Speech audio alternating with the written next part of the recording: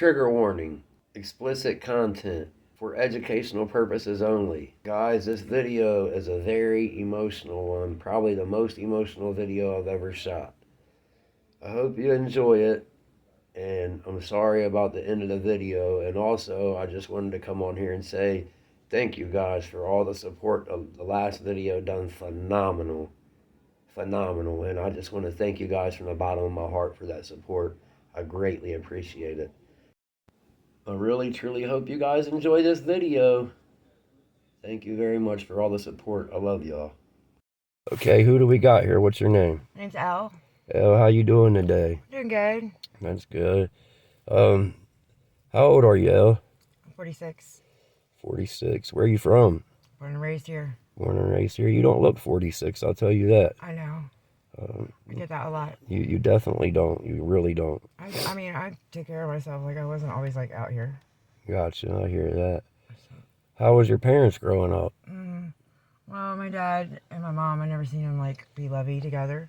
Like, kiss or hug or nothing, you know what I mean? My dad, I don't know if he did something. I don't remember my childhood. My mom, she just was very she yelled at me for everything. I was always in trouble, and I still feel like that now. Really? How long did you have both your parents your entire life, or did they split up when my dad was 15 when he died. Wow, I'm sorry. My mom died 10 years ago. Sorry to hear that. That's a lot to deal with. Yeah, but the worst is that your parents die, and then your family dies with it. Yeah, you're absolutely right. That's exactly how it happened with me. You know, that's what you really want. It's your family back. Yep. And you can't get them back. It's not like hanging the phone up and being able to pick it up and call back, because you definitely can't do that. I can't ever call my mom back now. Yeah, I know exactly what you mean. I can't. My family's alive, and I still can't get them to come and be with me and be family. I'm sorry to hear that. I'm sorry you're suffering this pain. I really feel for you. And it's like, you know, everybody just acts like it's just so easy to just go get clean and get a job and just be fixed, but it's just so much more than that, especially if you work out here on these streets for 10 years. I'm so sorry. Here, let me get you. It's not a tissue, but it's a napkin. That's okay. Thank you. I'm sorry. Oh, you're okay. I'm sorry that you have to go through what you're going through. I mean, I'm so sorry. I feel bad for you. Me and my mom couldn't even be in the room for more than like 5 minutes without arguing with each other. But I was the one who took it the worst. I'm so sorry. Nobody could believe it, how bad I took it. I think it's worse having your parent here and not being able to have a relationship with them than them being gone and there's nothing you can do to have a relationship with them. I think it's actually more mentally hard on you for them to be here and you not be able to have a relationship with them. I personally think that. I mean, yeah, I can see that. But when they're here, I could go over there and get my way. Right. I can go over there and see my mom. Got you. I understand. I can bang on the door and bust it down. Whatever I got to do to get in there, I'm going to. I got you. Let's see. I mean? Yeah, absolutely. But I can't do that. Right. If they're not here, you don't have that option. No. How was your childhood? I mean, I grew up in German Village. Like, I didn't want for anything. I was a baby of 11. Did you suffer any kind of abuse, physical abuse, mental abuse, sexual abuse? My mom hit me a lot. She whipped me with extension cords and brooms and shit like that. And I never knew what I was getting in trouble for. Wow. Yeah, that's some trauma to deal with. So, like, you know, like, still now, like, I never know what I'm in. Like, I'm always like, I'm sorry, I didn't mean to do it. And I said, I didn't even do anything. Wow. Very, very sorry you had to put up with this. How did you do in school? I mean, I made it to 9th grade. So you didn't graduate? No, I was 15 when I had my daughter. Yeah, that makes it kind of hard to continue through school. Yeah, they wanted me to go to school and let the kids watch them. Yeah, you can't do that. I couldn't. Where's your family at currently? I know you said you could go bang on your mom's door. Where's she at? If she was alive, I could. Oh, she's not alive. I'm sorry. Mom's dead too. Your dad and your mom both is deceased. I'm sorry. I wouldn't even ask you that. It's okay. I misunderstood my mom's you. house is in Grove City, and that's where my brother David and my brother JD lives. Gotcha. Mm-hmm. How many kids do you have? I heard you say you had a daughter at 15. I have 3 kids. 3. How many boys? How many girls? I have 2 girls and a boy. 2 girls and a boy. Man, couldn't imagine this. I mean, I've been through it. I'm a recovering addict, so Yeah. I lost a lot of time with my kids. But like me being sober now, but I've lived it, so I know what you're. I couldn't imagine being a mom. You guys have a way different lived bond your than a life, father. but you haven't lived mine. Right. Exactly. You're exactly right. You are exactly right. You see, I couldn't have said that no better. I swear I couldn't have. I mean, it's the truth. Like, nobody knows what anybody's going through. Right. Like, everybody wants to hate on each other and pick and just be so hateful to each other. And, like, at the end of the day, like, we're all out here. We're all fucked up. Nobody's better than nobody else. You're exact. We all put our pants on the same way. I say that all the time. At the end of the day, though, people get fucked up the most is because they want friends and they want family. And nobody out here is your friend, and nobody out here is your family. And I know I've had more love from people out here on these streets than I have from my own family. Yeah, you're right. I can say that. You're right. I have But they're not my family. Well, blood don't make somebody family. I know, but they're not my family. Right. That's the sad part, is they're not your blood family, and they do more for you than your family does. Mm-hmm. And to those in the chat that hears me sniffling, I'm not snorting no line or nothing. Somebody said that in the comments in the last video. I got bad sinuses, but I'm sorry. That's okay. Yeah, somebody commented and said, it's rude to be sniffing a line of something or something. I don't know. Because you're sniffing a line, you think I'm sniffing a line? No, because the last person. Because they think they're sniffing, they're sniffing, you know what I mean? Yeah, they think I'm doing drugs. Everybody wants somebody to be. I got a sinus infection. Everybody wants to belong and fit in and have someone. Yeah, you're right. So where did things go wrong in life? I mean, I was 13. I got raped. Oh, I'm sorry to hear that. My best friend's boyfriend raped me. You know, the majority of the girls that I interview have been sexually abused in some way, shape, form, or fashion. I don't know if I was in my childhood. I don't remember it, but I would assume 8 out of 10 of them either had it in their childhood, had it out here in the streets, or both. I mean, I definitely got raped at 13. Yeah, that's sad. And what's fucked up is that I was pregnant. I got pregnant from the rape, man. And my mom threw pots and pans at me and called me a slut. And she made me have an abortion. And that was all your fault. You got raped. Yeah. Yeah. And right then, like, again, everything, I didn't know what I did to get in trouble. It's so horrible. Was your mom an addict? No. No. She just had anger issues. I don't know.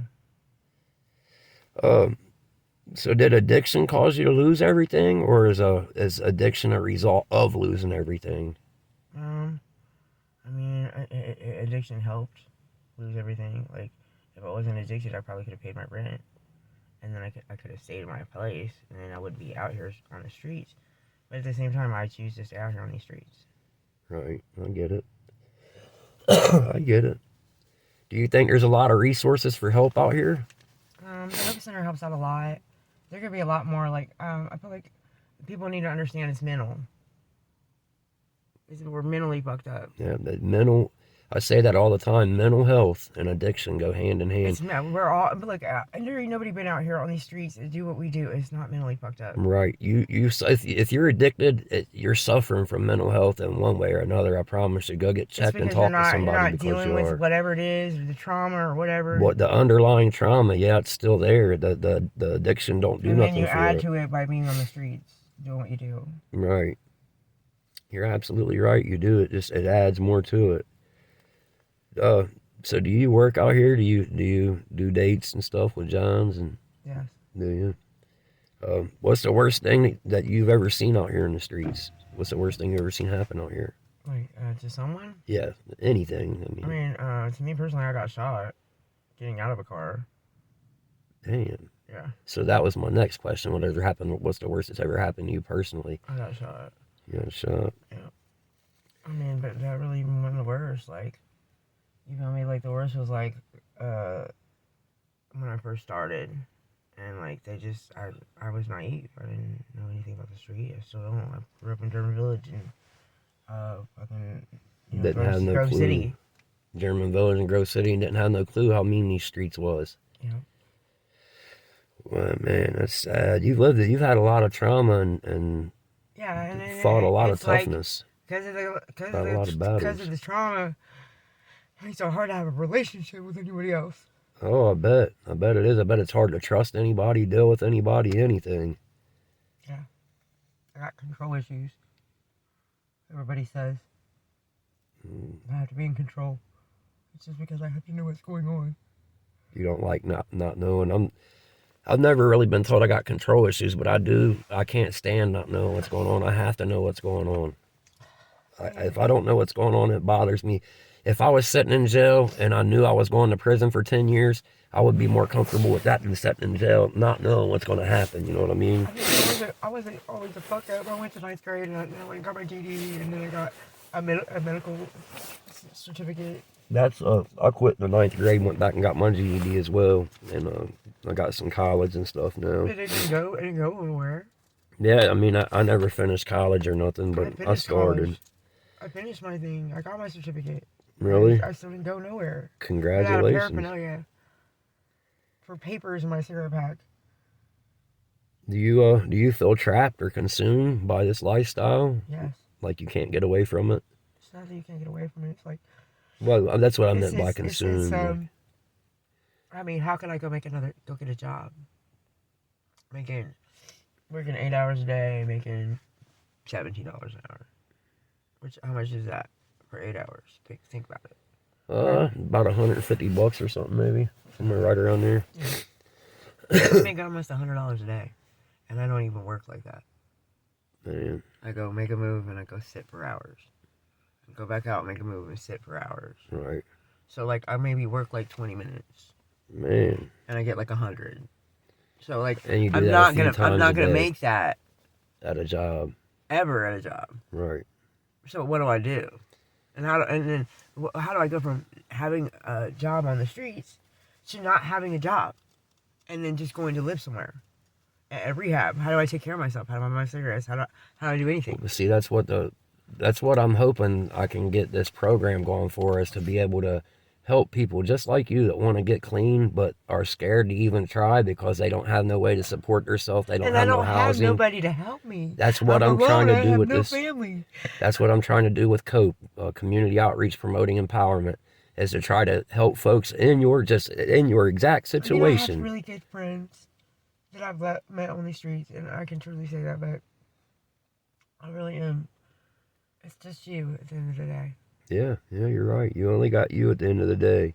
Well, I'm trying to fix that. I'm trying to build a community that we all love and care for each other and help each other. That's my goal. That's what I'm doing here, and that's why I'm talking to you. Hopefully, I can get you involved in this community. I mean, I already am involved in the community. I volunteer at the Hope Center all the time, and I help at Fringe, which is a place people go and take showers and wash their clothes, and I do help. I stop and talk to people all the time, You just don't feel like it comes back to you. Mm-mm. I get it. 1,000%. Do you want to get clean? I don't want to stop. You don't. I don't think I'll ever be clean. Not ready to stop I'm yet. not because I'm always going to stop weed. Well, if you want to get clean, you need to work on the underlying issues, and that'll help. If you get the mental health help that you need, that should help some with the mental health. I ain't got no money. I don't want to go do drugs because of the pain. I don't want to get sober because of that. We would get you a caseworker and get you some insurance, and I have insurance. That's what you got. CareSource, Medicaid. What do you got? CareSource. That right there is a big start and step right there. I have food stamps, and you know what I mean.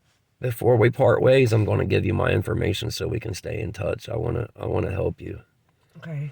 I mean, I don't want anybody feeling bad for me or feeling sad. Right. I choose this.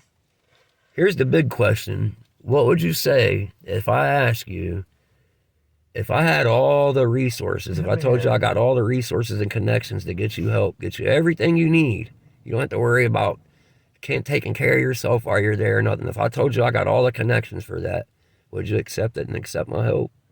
Yeah. You would? Yeah. Well, we're definitely... I want to have my cigarettes, and that's what, I don't want to be alone. That's what we're here rehab, for. And, the rehabs can be sucky. I went to rehabs. That's what we're here for. That's what donations and stuff is for, to be able to help take care of you while you're there. Like, my clothes just got all stolen. I'm so sick and tired of starting over. It's hard. It's just me. Man, I feel so bad for you. What would you tell anyone to deter them away from this lifestyle? Don't pick it up. Just don't. Just say no. I mean, talk to somebody. Don't hold it in. Tell somebody. Talking really helps. It does. That's another thing with the community. We all can talk to each other at any time. That's a good thing about it.